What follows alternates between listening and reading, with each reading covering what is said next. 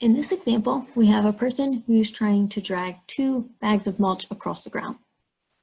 The person is pulling with a force of P, and the 2 bags, connected by a rope, have weights M1 and M2. And we need to find the pulling force required for constant velocity and constant acceleration. Well, in a constant velocity case, acceleration equals 0.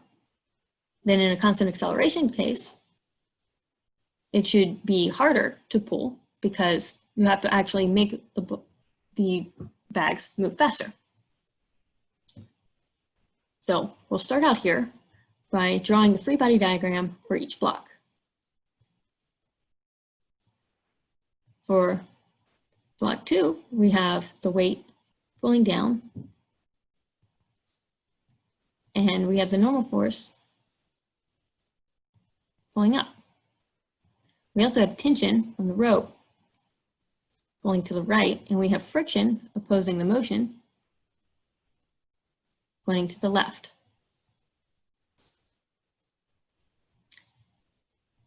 For the first block, we have the weight pulling down, we have the normal force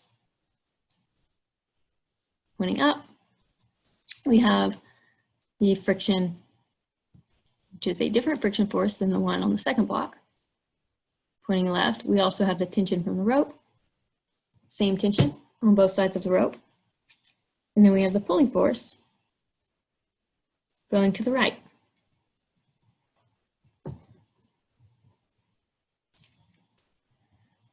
So now we need to assign coordinate frames. We know that since the blocks are trying to move to the right, then X goes to the right, Y goes up.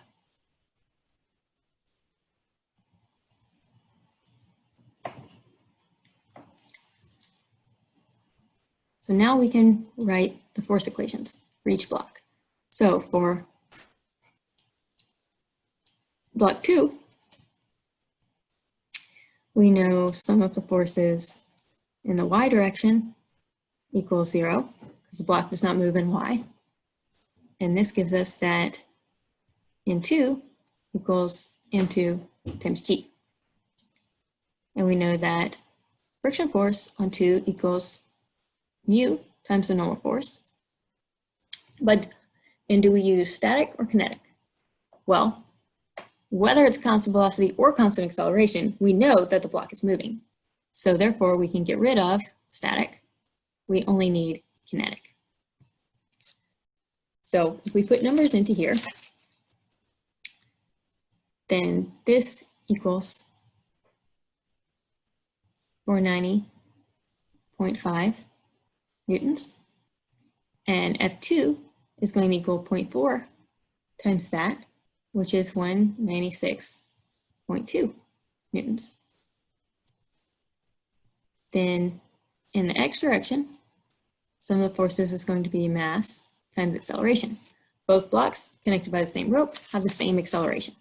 So we just call it A instead of A2. And that equals the tension pulling right minus the friction force pulling left. So here we can rearrange to solve for tension.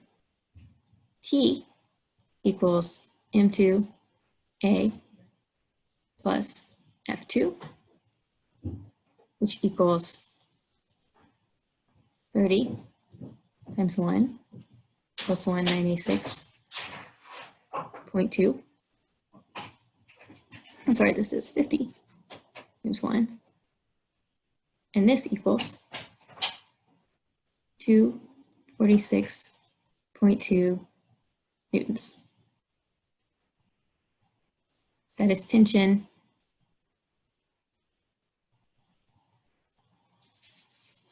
in the rope. And this is assuming that A is constant. So this is for B. Well, if velocity is constant, acceleration is 0. So that means we would get rid of this acceleration is 0. So 196.2 equals tension for A.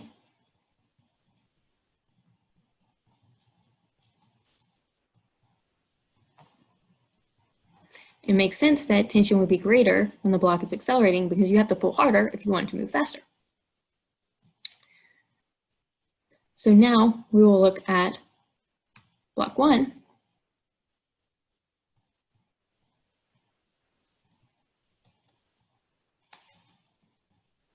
Sum of the forces in the y direction equals 0. Normal force equals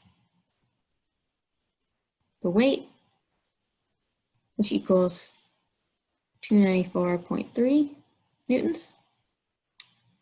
And then the friction force equals coefficient, which we know is kinetic, times the normal force, which equals 117.7 newtons. So then in the x direction, sum of the forces in the x equals m1a equals p minus t minus f1. So p equals m1a plus t plus f1. Well, for the case where a equals 0, then we would have P equals tension from when A equals 0, which is this 196.2, plus friction force, which is 117.7. This equals 313.9. So this is the pulling force in the constant velocity case. So for B, we know P is going to equal mass times acceleration, which is 30, plus the tension from B, 246.2, plus the friction force,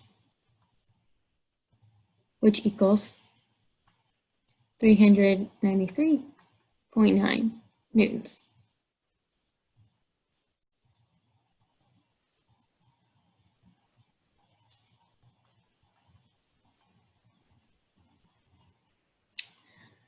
So again, here we can see that it is harder to pull the block to make it accelerate than it is to pull it at a constant speed, which is quite as expected.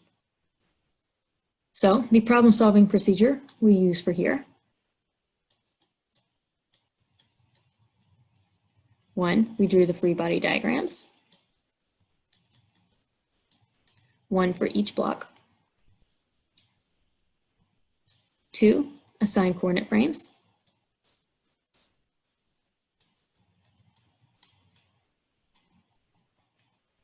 X goes in the direction of motion, Y is perpendicular. 3, we write the force equations.